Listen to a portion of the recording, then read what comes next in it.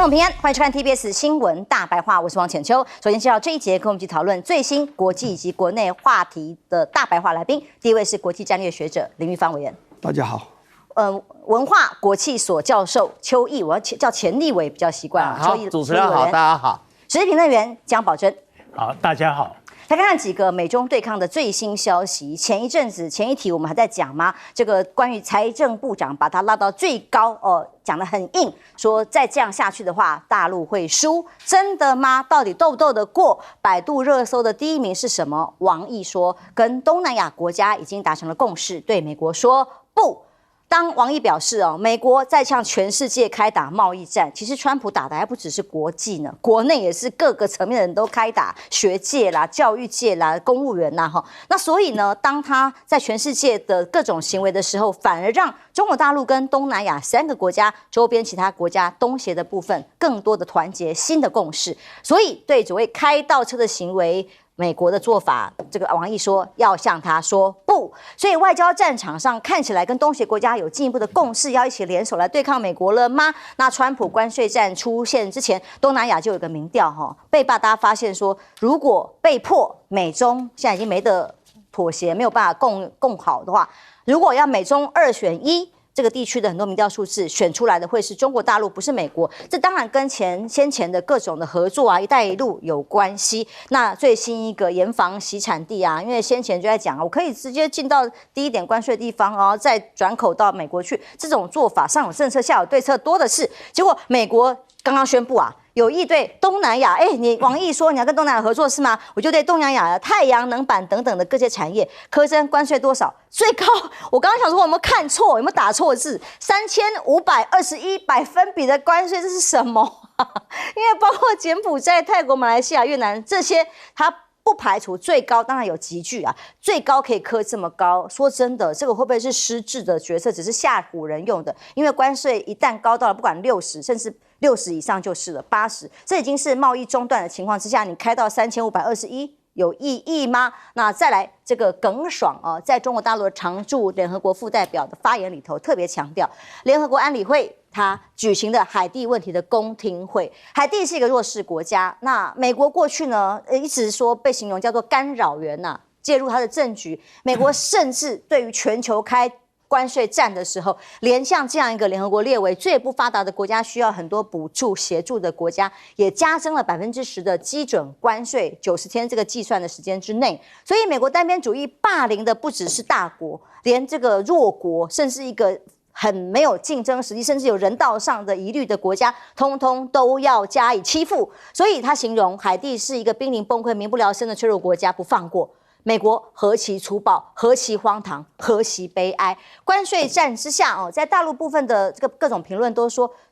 央视说从来都不会是绥靖，也就是妥协退让的做法，因为必须要战。而美国的制造业回流是川普要的，但有办法做到吗？纽约时报的分析，这个是专栏作家季思道他所写的文章，他说。美国选民选川普一定觉得他很悍嘛，就是英雄嘛，可以像拳击场一样，可以敢于斗争 fighting 啊。可是现在所发现的状况是，显然川普只会在镜头前面挥舞拳头，做样子。可是实际上，一旦上了拳击场，会不会被 KO 啊？会不会被打倒了？到底是不是对方的对手呢？现在看起来对自己是不是过度自信？显然这场战局跟博弈，川普是不是要输得彻底了呢？川普叫苹果回家不是叫他吃自己，没有，意思是说叫所有供应链，川普都要苹果搬回美国去。那当然这是基本的常识问题，任何的这个企业都知道，中小企业连家庭代工都知道，哪有一天是可以搬的啦。Intel 的前执行长基辛格打脸，怎么可能像按开关，一气之间把 iPhone 生产线移回美国？因为供应链重建需要至少数十年的沉淀时间，包括要把台积电抢到美国去，也是同样的道理。而川普关税战要救美国制造，救得回来吗？这个相关的美国的教授里头，都认为。真正有威胁的并不是中国大陆，也不会变成美国制造。你打了中国就可以美国制造吗？没有，是 AI。接下来，川普政府用高关税要让美国伟大，其实 AI 才是最大的敌人，包括现在 AI 在大陆的进程哦，还有相关的技术，找错对象了吗？这个奥托的形容叫做真的威胁，会是中国制的家具、廉价袜子吗？那现在科技的崛起引起的更大的问题是，还有很多的学界，还有高阶的科技的首长哦，被迫只好离开美国。北京大学的国家发展研究院的名誉院长林毅夫说，中美经济存在的脱钩的风险。但要完全脱钩吗？有可能吗？他认为可能性不大。那所以既然没有办法完全脱钩，可能两败都会有伤啊。但谁比较伤？那问题是大家面对的困难呢？显然美国面临的问题比较大，因为美国的产品是从国外进口，制造业要回流，根本难上加难。但是从投资到建厂的时间很长，相对的中国的困难是把外销要转成内销，其他市场能力各方面的这个挑战也就会不一样啊。邱毅委员，当我们看到东南亚这个做法，川普看起来最近心情很不好，经常会一下子骂联准会嘛，一下子骂官员嘛，哦，那但是呢，现在直接讲说东南亚国家给他科3521关税，这什么数字啊？川普越情绪化，越让别人看清楚他的软肋，越让别人看清楚他的弱点。他一直巴巴的等着习近平能够打电话给他，让他有个台阶可以下。可是问题是，这一次的中美贸易战或者中美的关税战，跟2018年那一次是完全不一样了。有3个重要的因素，我归纳一下。第一个因素啊，经过了2018年到现在，大陆早就做好了充分的准备。因为2018年的时候，当时猝不及防，没有想到川普竟然来了这样的一个贸易战，所以当时候大陆的谈判代表刘鹤，事实上对于很多状况并没有摸清楚，所以吃了一些亏。可是从那个以后，大陆就开始做了因应下一场的中美贸易战的准备。例如说，他把整个对美国市场的出口依赖从原来的25%降到了14.7%，然后呢，他也准备了很多来对付美国的致命的武器，到现在还没有一一的使出来，用的比较多的，就像稀土的管制出口，单7类的中重稀土的管制出口，就使得美国的军工产业的生产有87%受到严重的冲击。包含了波音公司。好，那除了这个之外，川普这一次啊，又听了纳瓦罗的鬼主意，所以这一次他竟然想用关税一个政策工具，想要完成多重目标。我们知道嘛，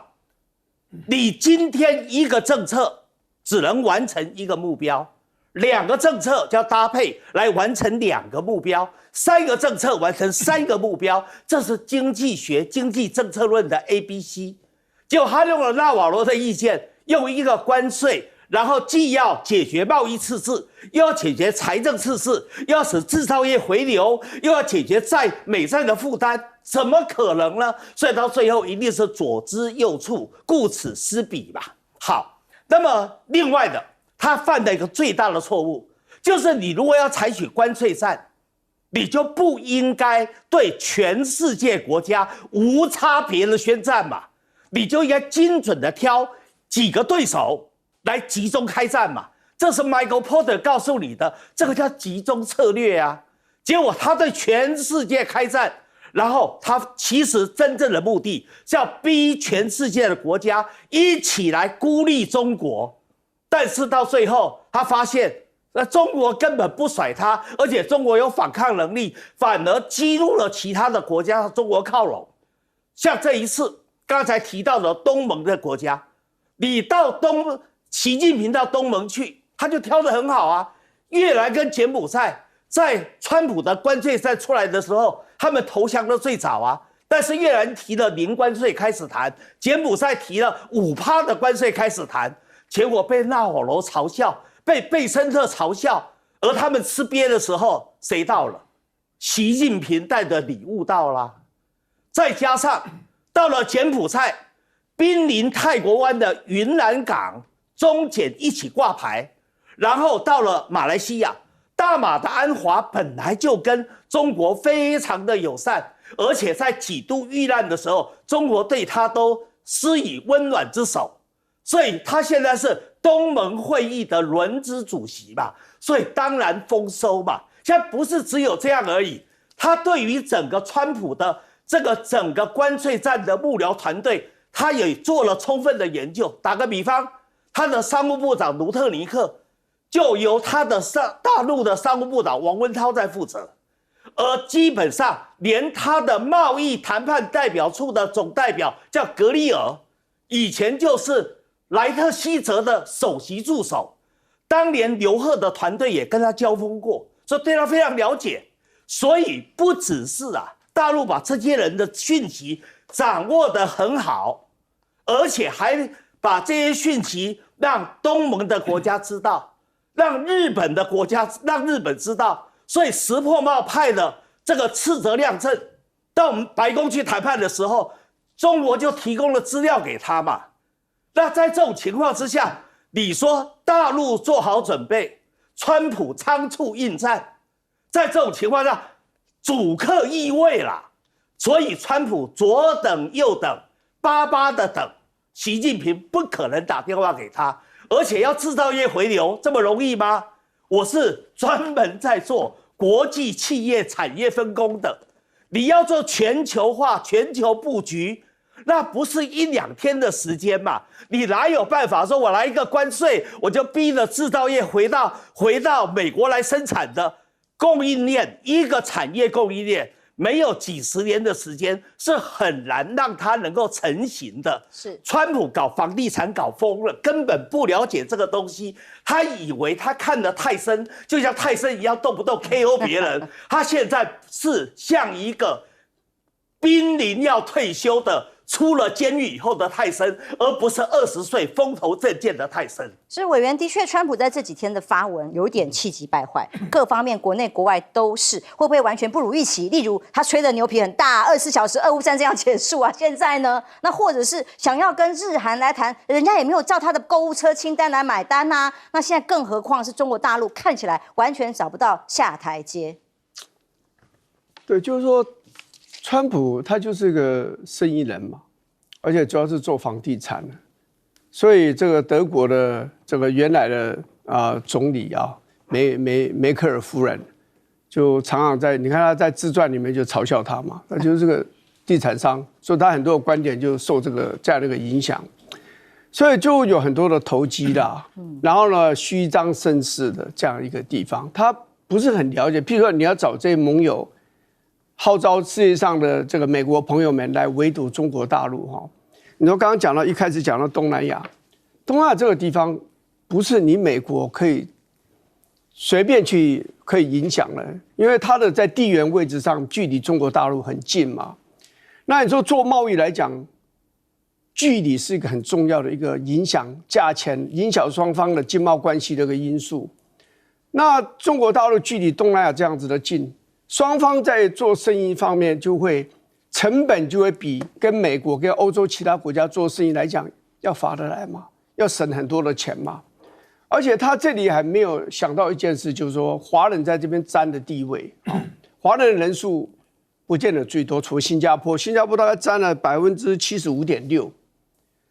但是其他地方像马来西亚也好你说泰国也好，这华人都在经济的这个命脉上掌握了非常重要的角色，包括印尼啊。所以中国大陆这些华侨大概都是跟中国大陆之间多少都有一些关系，有的回去祭祖啊、捐钱啊、设学校啊、干什么？你像泰国的现在总理，他们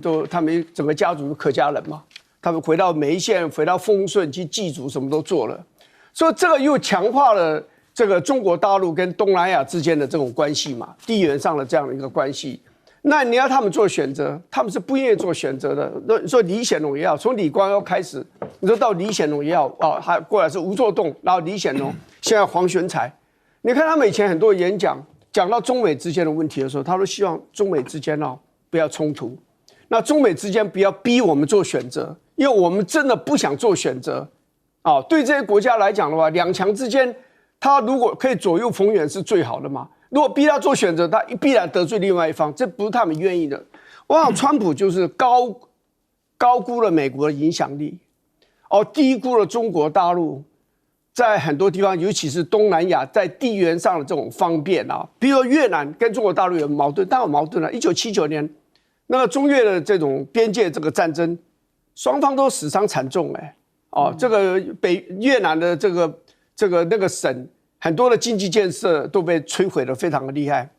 可是你看这几年平静下来了，因为中国大陆跟越南都彼此需要，所以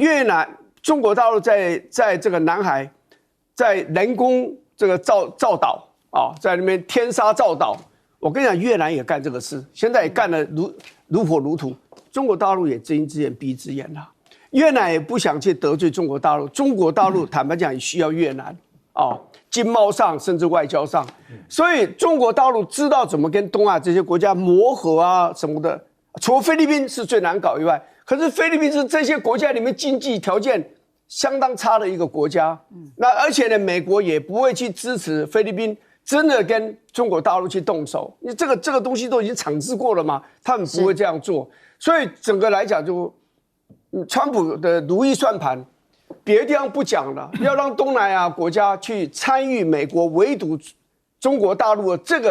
这个局，这个战略上的布局是不太容易的。刚刚详细看这个新闻，为什么会有3520亿这么高关税的比例？说是其实是经过美国对东南亚这些国家经过1年的太阳能相关产品的贸易调查的结果出炉，但这个时间点出炉就刚好是在这个。习近平去访问东南亚，王毅做这个发布的时候，当然意有所指。是，川普对全世界无差别攻击啊！这边刚刚新闻提到对海地，也给他要上最起码的10%的关税。那这个对海地呢，当然也很伤。为什么呢？他的人均 GDP 只有$1600，不到1700，全世界已经是13000了啊！那我们台湾也3万多了。大家可能也不晓得，海地是我们少数的盟邦之一1957年我们就和它建交了，但是我们跟海地的这个经贸关系很薄弱。我查了一下，去年全年的双边总贸易只有$2400万，而且我们享受非常大的顺差。我们从它只进口一些废铁、废金属，还有一些衣服那我们对它几乎没有什么投资。我们出口一些电器产品给他，唯一有一个合作，说帮助他发展稻米育种。那这也是坦白讲，这是微不足道的事情了。他需要的并不只是说在农产上要怎么样增强这个稻米生产，他需要说一个能够为他创造收入、创造就业的这样的机会那当然，我们这边的商人不敢去海地，一部分原因是因为海地动乱。它的动乱几乎到了内战的规模这样打来打去，那谁敢去？另外，刚刚也提到说，林毅夫讲说中国在这个中美贸易战中，它转型的困难是要把外销导向转向为内销导向这其实也是我们台湾的一个困难吧？你看，我们台湾最近被这个。川普这么大棒说32%的关税，也是因为认为我们对他的贸易顺差太多那我们这边出口很多我都说这是很好，但是呢，大家可能不知道，当我们的出口值减掉进口值，那个进出口其实占比是很少的。像台积电都认为它是大厂。但是他每年一投资说几百亿、上千亿，他很多是买外国的机器像买荷兰机器、买日本机器，还有买智慧财产权，他每年都要付税、付钱给这些国家，说我用你机器，所以美国也可以对我们说三道四，说台积电的东西不准销大陆等等。因此，我们这种外销导向的经济是不是该思考一下了？是不是我们？不要这么强调外销，而转向来提振内销来所谓的消费者导向，可以参考一下。其实现在看辉达的选择就知道了，他们有一个市场是要放掉的。川普我们可以说他是昨天再度的血洗美股，川普投顾昨天的选择是让美股大跌，4大指数都是。同时呢，他开枪让美债、美元通通重挫。那开向什么呢？大家都觉得不可思议，是不是？刚刚我形容它叫做气急败坏吗？他因为一直要求联准会的主席鲍尔嘛要降息，他没有降。他昨天再度在 Truth 这个 social 上面发文，他说呢，要求这个 major loser 大鲁蛇啊，用这种形容词来形容一个经济专门的公官僚，他竟然这样形容他，说他是大鲁蛇，不赶快降息的话，带动经济，我要开除你。结果人家相信谁？其实大家宁可相信鲍尔，所以投资人一看到说好像要把他开除，他又骂他是 loser， 所以整个包括美股、美债、美元通通大跌。那接下来鲍尔下台，说到鲍尔要下台吗？美股道琼再崩，早盘之后再崩600点，美元也贬到了3年的新低。川普威胁联准会，吓得资金立刻全部外逃。其实台湾也一样，台湾的台股也是下跌了300多点，其中呢也跌破了19000以下的关卡。那当然也跟这个资金进不来有关啊，外资跑光光啊，所以美元指数曾经有小幅的上扬之后，最后呢仍然下跌。那现在什么最好？黄金啊，天价，现在已经涨到$3400，是历史新高。黄金成为避险工具、避险天堂的美债、美元这些不再是王道。可是有一个专家露了一个底牌，真的是这样的话，那真的是川普投顾玩太过头了吧？他说，其实美债、美元崩跌是川普故意的。他说，因为呢，这位分析师认为，最多美债美元的就是美国人，手上持有那么多，所以如果当川普让美债美元都跌的时候，那他欠给其他国家的美元啊、美债这些价值就变低了，那形同美国的债务降低了一样啊。那川普还说，公开讲的哦，他说美国拥有最多的什么黄金啊。日后只要让美元再上涨，保持霸权位置，我手上那么多黄金，那不就是在最赚钱的概念吗？那被川普害惨的可多了。他自己如果是赚饱饱，其他人呢？美元跌下神坛之后，有个国家的国币傲居全球最强，哪一个国家？瑞士法郎，因为它相对的中立嘛，大家已经不买美元了。可是不要忘记，美元的这个神级的地位，也是全球它之所以能当霸主的原因。如果美元的市场机制变了的后，它再成霸主还有可能吗？不要忘记，上一次联准会主席跟总统低头，他不是按照自己的专业判断，这个是在尼克森时代，为了他当时要选举啊，有经济这个数字的压力啊，就要伯恩斯联准会主席去降息，就降了之后，造成的是什么？美国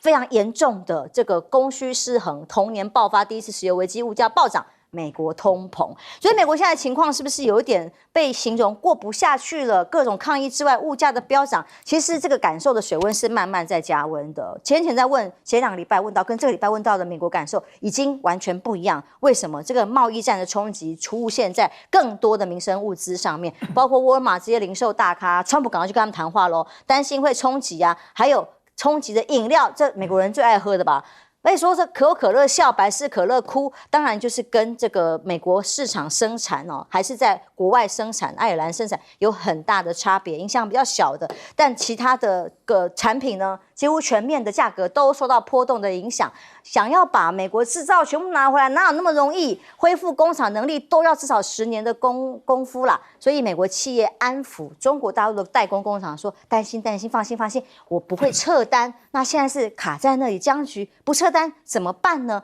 包括经济政策推美国民众的生活成本呢，有一个平台网站大家看到上面的留言非常有趣，大家美国民众过去不会看到的现象，相对在物质比较他们很富足的情况之下，每次都是大家被形容美国人还蛮浪费的。这是他们在形容在干嘛？大家在分享最省钱的经验是什么？好多网友在上面美国人分享他说呢，洗碗海绵切一半来洗家里不用卫生纸啊，保鲜袋清洗再利用啦，用雨水洗车啦，这个是已经省到这个地步。不过想想也是蛮环保的啦，对地球永续是好事的。但其实显现的现象叫做什么？现在民生物资的涨价让一般民众不得不节省开支。但欧洲呢，到底要不要妥协？跟现在虽然被暂缓各种的主要的关税措施，但德国方面的商界直接告知政府，必须要能够跟中方符合平衡的状态，继续商业合作嘛，就好像辉达嘛，它大陆市场也要啊，美国市场它也要啊，所以它德国的也一样啊，它现在的经济真的是在一个低点，非常的不好。所以在这个危机里头，结果呢，美国的关税只会让德国的处境更艰难，尤其是汽车，大家都众所周知的。所以呢，像连英国评论人也说，家电便宜，当然跟中国大陆的生产有关系，冰箱啊、电视啊都比较便宜。那如果说没有跟这个中国大陆的市场做合作，在全球市场贸易的供应链里面做到平衡的话，现在硬要所谓全部由美国优先美国来制造啦，最好是这样子有办法平衡掉川普他到想要的所谓的全球霸业，全球的钱都到美国来，美国再次伟大，办得到吗？委员，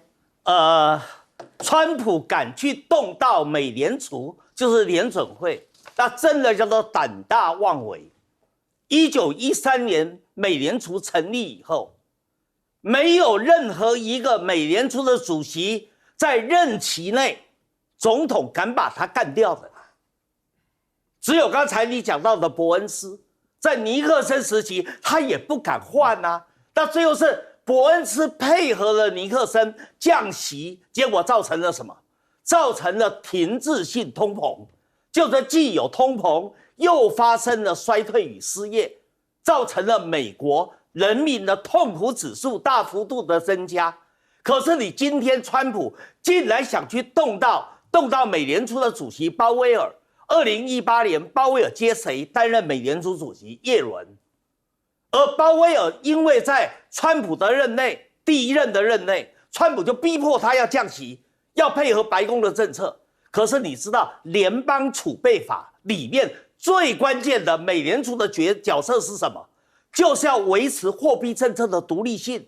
你不能受到白宫，不能受到行政部门的干预，因为也只有这样子保持独立超然，大家才相信美元的普遍被接受性，美元可以做交易的媒介，可以做价值储藏的标准，那你才能维持美元霸权嘛。否则怎么会全世界贸易结算的工具里面，美元会在这么高的比例呢？就是因为大家认为它有避险的功能，它有一个稳定性，它不受到行政的干预嘛。可是你今天，你川普竟然要威胁鲍威尔说，你把这个美联储要降利息，美联储不能降利息啊。他如果降利息的话，现在通膨已经起来了，而且祸谁惹的？就你川普惹的啊，就是你搞这个关税才造成的输入型的通膨啊。所以你这时候如果美联储听了川普的话降息，他就会成为罪人，跟当年的伯恩斯是一样的嘛。鲍威尔会这么笨吗？当然不会。而竟然川普就去威胁要把他给换掉，然后呢还把他讲成 loser。Major loser 最大的 loser， 所以你想想看，你知道美联储后面有3个后盾，第一个后盾就是华尔街的大亨，第二个后盾美国的国会，第三个这不分党派的国会哦，第三个就是庞大的经济学家嘛。谁不遵守美联储要维持货币政策的独立性与自主性与中立性的？所以你今天川普要去换，第一个与法不合，你也要有正当的理由啊。那参议院我才能决定说要不要罢免这个鲍威尔啊。好，那你跟鲍威尔一杠上，你就会造成不确定性大幅提高嘛。你竟然一个做总统的会去干预美联储的主席，干预美联储的人事，那还得了？所以才会造成美股、美债，还有这个美元3者共跌嘛，又形成了一个经济金融的大灾难。所以你说川普今天这种做法真的非常的糟糕。前任的鲍威尔，前任的美联储主席叫耶伦，耶伦已经告诉你了。你希望制造业回流是白日做梦，哪有那么简单的事？川普现在就眼巴巴的看看中国在怎么做然后学中国东施效颦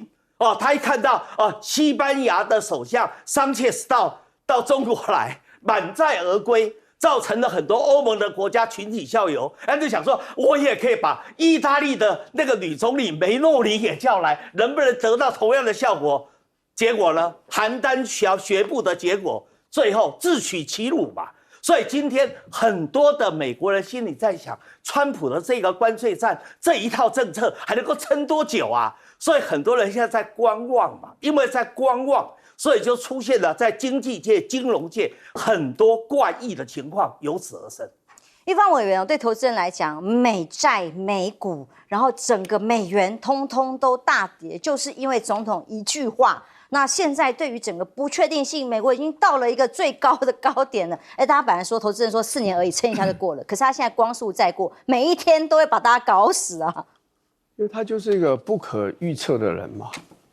他每次这个讲话都是让人家觉得非常的惊讶啊，不像是一个总统应该要讲的话。然后讲很多事要谋定而后动。你看他的关税这个东西，就是冲出就上路。然后呢，又一变再变，所以人家就会觉得说你一个没有准备好的一个总统，然后他偏偏呢，他又这个充满着自信，而且呢，这个口出狂言，你还伤及到美国的对外外交，对不对？你看到什么都想要，看到格陵兰你要格陵兰，看到加拿大的土地面积比美国还大，你要让它成为你的第51州，墨西哥湾你要把它改为美国湾。你看到什么你就想要什么，这个就让人家觉得就没有格了。他跟鲍尔两个，人家有时候讲说观其言察其行其实人有时候会先看这个人的本质怎么样，然后再判断说他讲的话有道理或没道理。你川普那种狂妄自大，然后这个难以预测，这个一系说变，这样的一个个性。然后鲍尔呢，你是很难批判他的形象，因为共和党都不太愿意批评鲍尔。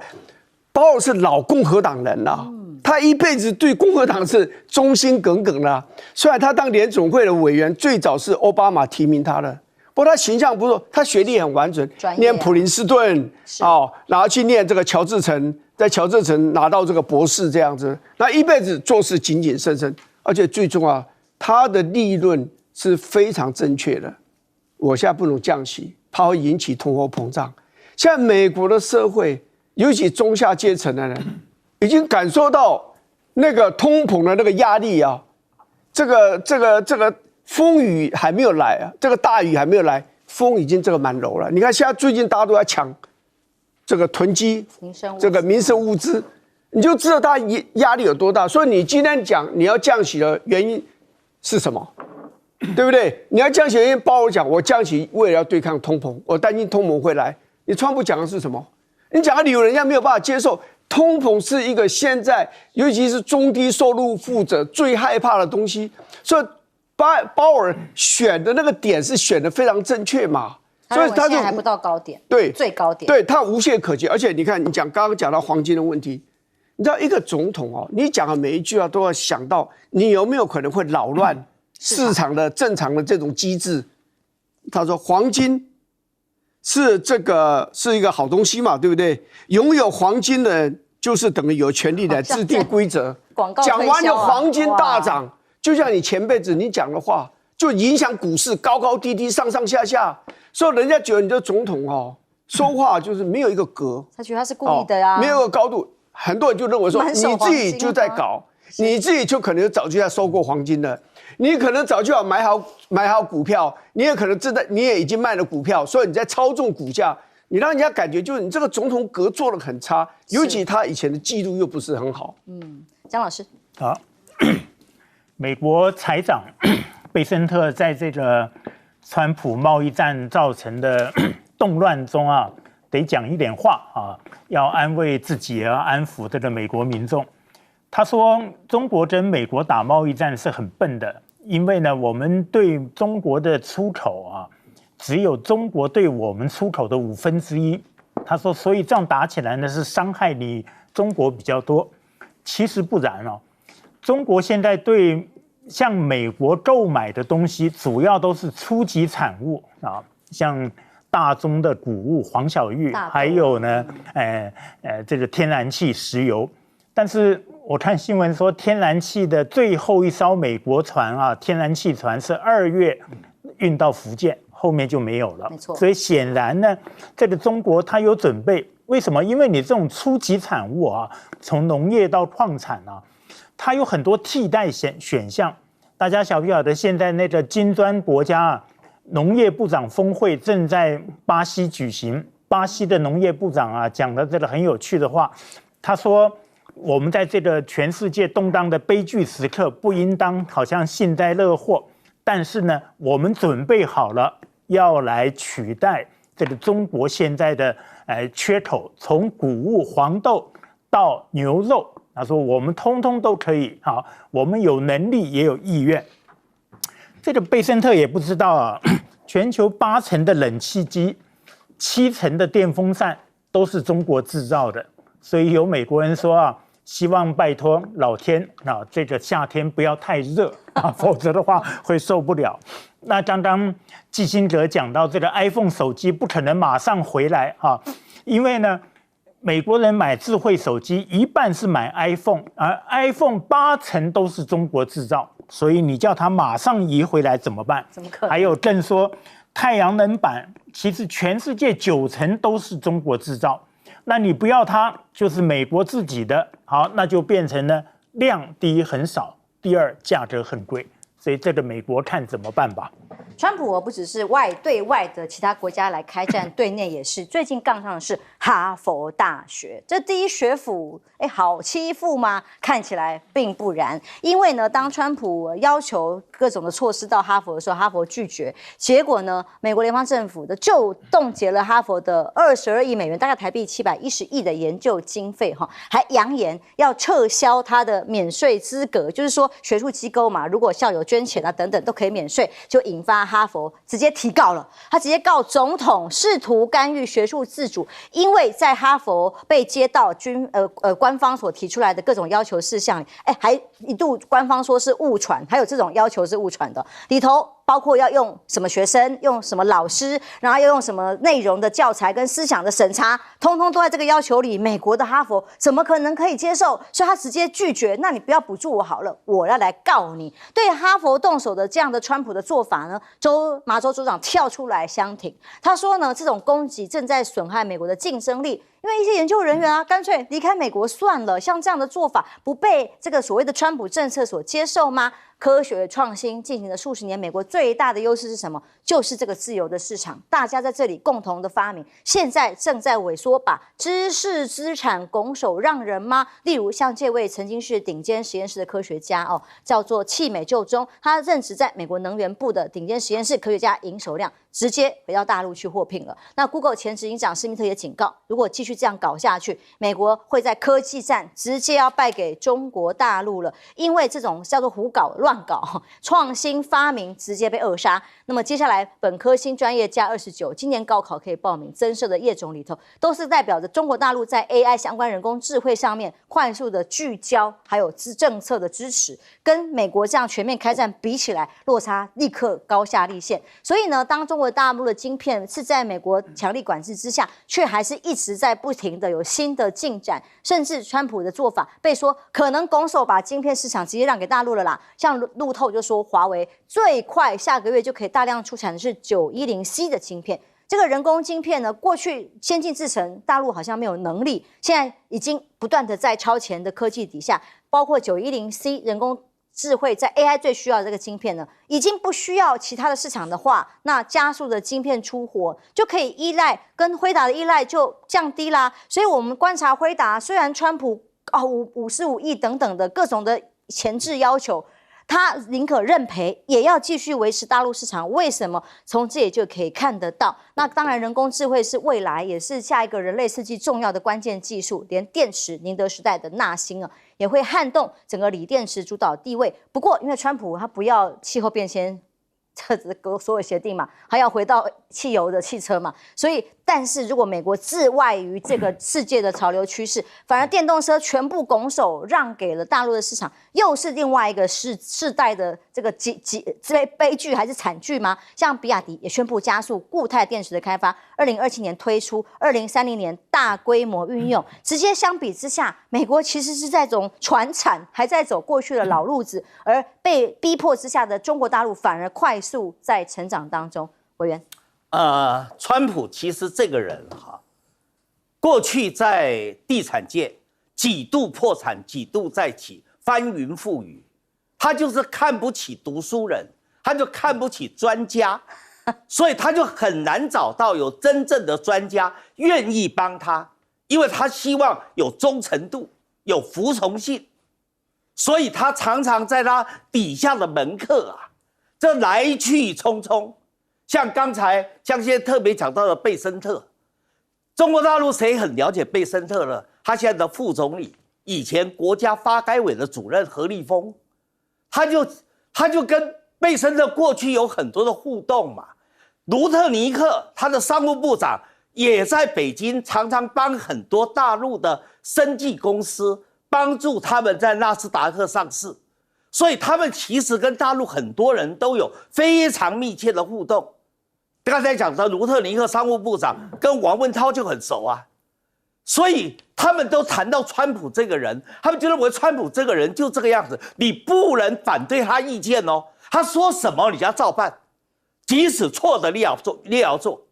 所以他基本上因为对学者的不尊重，所以今天才会到最后没人可以用嘛。第一任的时候用了一个班农，搞得乱七八糟；这一任又用了纳瓦罗，惹出了这一个大的马蜂窝。好，那现在连要收场、要下台阶都很难了。所以今天他为什么会对哈佛大学？他以为有钱就老大啊！哦，你不听我的话，我就把你的联邦的研究经费，我就把你给扣了。可是现在人家哈佛大学，他要维持他的校园的自主性啊，他最大的一个资产之一就是他的校园民主啊，他怎么会容许你川普这样子搞呢？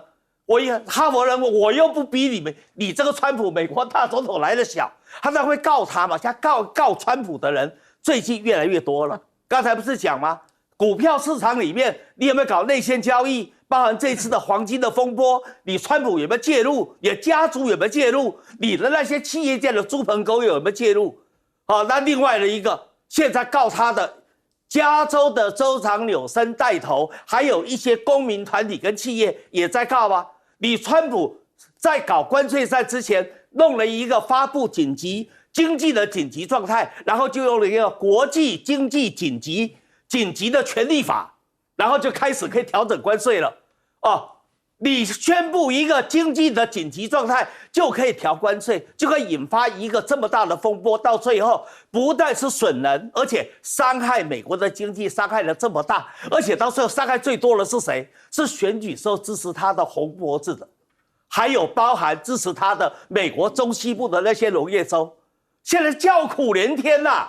因为你川普害得他们很多的农产品卖不掉了。因为中国大陆很快的就会从别的地方就找到了替代品嘛。举个例子，大豆，你今天川普这么搞法的话，那大陆就跟巴西买大豆不就解决了吗？那美国这些豆农只好在那边叫苦连天，在后悔说当时为什么会去支持你这个鬼家伙川普。所以今天川普会造成美国现能够发展很重要的知识资产为什么会外流？因为你不尊重人才，你不尊重专业，然后羞辱人才、羞辱专业，所以到最后，你当然造成让美国今天能够伟大、很重要的知识资产就是人才，会离开美国嘛，会离美国而去嘛。这对美国来说是一个多么严重的伤害！与川普讲的嘛，就他的使美国再次伟大，正好是完全背道而驰。最有意思，他对哈佛是同一招，就是让你免税，然后以为只要是钱就会所谓知识才不值钱，免税，哈佛就会妥协吗？显然人家没有要妥协。休息一下，马上回来。他觉得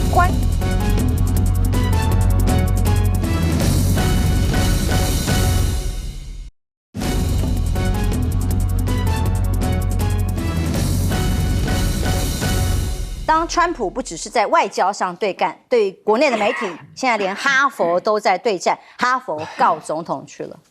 你知道，我们当时申请奖学金到美国去念书，因为美国科技最发达以外，在学术上是最自由、最开放的。坦白讲，这1年多来，我是有非常多的失望。你看，因为加沙走廊那些人被屠杀的这么厉害，所以这个。在美国的很多的大学，尤其是好的大学里面，有很多的示威游行啊，有些大概就变成反犹太人的这样的一个活动。结果呢，这些国会议员，主要是众议员，把他们调到委员会去骂，然后犹太的富商们威胁要对这些学校不再捐钱，这样等等。结果你看哥伦比亚大学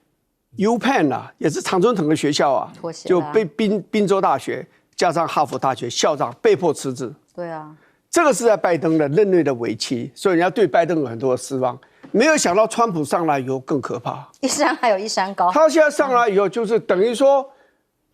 不是这些学校里面他们有什么做了什么很特别的坏事没有，他当然就觉得说你们不够保守主义，所以你们应该要你们的整个的政策应该等一下接受政府的指导一样嘛，那你想想，这还有学术自由可言吗？所以为什么波士顿的那位女市长，还是从台湾出去的那位女市长她要出来做了很多的批评，她就看不惯嘛，然后连这个马州的州长都要出来讲话，因为这里面学校哈佛、MIT 当时也是被逼得很厉害要下台嘞，结果那个校长顶住了，还有马州大学也是啊，马州大学不是麻省理工学院，马州大学也是这样被逼，所以你想。哈佛、MIT、那个 Massachusetts 全部都在马州州长敢不出来讲话吗？所以这就是一个堕落，知道？历任的美国总统没有一个人敢对美国的大学，尤其是私立的学校，用这样子的强悍、用这样子无理荒谬的手段，然后去削他们的经费，要逼他们就范，要接受政治指导。我讲实话。我是非常非常失望，我没有想到这个美国的大学是这么凄惨，还有美国大学里面有些的学生，因为当时在参加加萨走廊那个示威的那个游行，有些都被逼回去了，逼回国了，他快要拿到学位也被他逼走，所以这个是真的非常荒谬的时代，让我对美国的校园的学术自由，我是有非常多的担心。川普就凭这一件事，我就觉得他实在是没有资格当美国总统。休息一下，马上回来。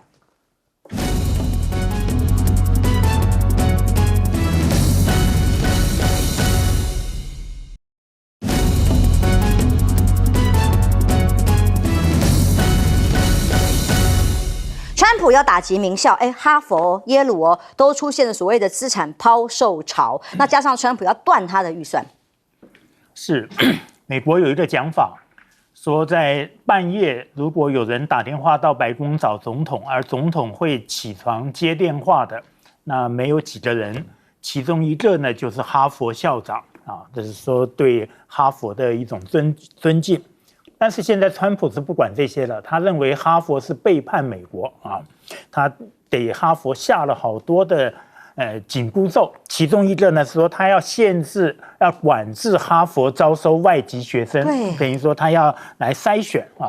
这个前一阵美国桥水基金的创办人达里欧他有提到，他说美国所以能够这样兴盛发展有创新、有科技领导世界呢，是有大概300万人。他说这些人呢非常的聪明。